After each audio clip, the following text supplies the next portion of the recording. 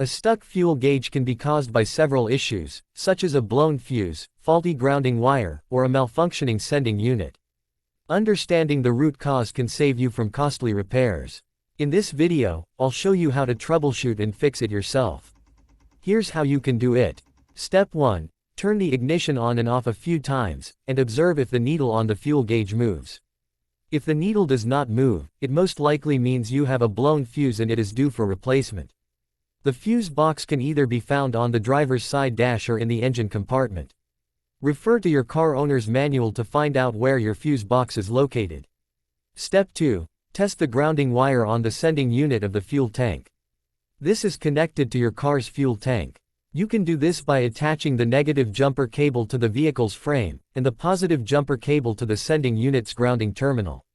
When the fuel gauge is working when the jumper cables are connected, it means you need to replace the grounding wire on the sending unit.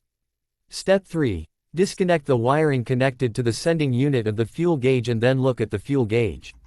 If the fuel gauge is now showing an empty reading, it means the fuel gauge is faulty and needs to be replaced.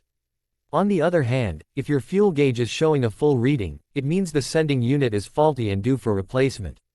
Step 4. Check to confirm that all of the wirings is securely connected to the back of the fuel gauge. To do this, you have to remove the dashboard to have access to the instrument cluster. Consult your car owner's manual as the process to do this varies from vehicle to vehicle. Also, check the fuel gauge's grounding wire by connecting the negative jumper cable to the car's frame and the positive cable to the grounding terminal of the fuel gauge. Turn the ignition on and check the fuel gauge if it is working or not. If it is working, then the grounding wire should be replaced. If you find this video useful, please share it with your friends, and if you have any questions, leave a comment, we'll respond. Thanks for watching, and subscribe for more.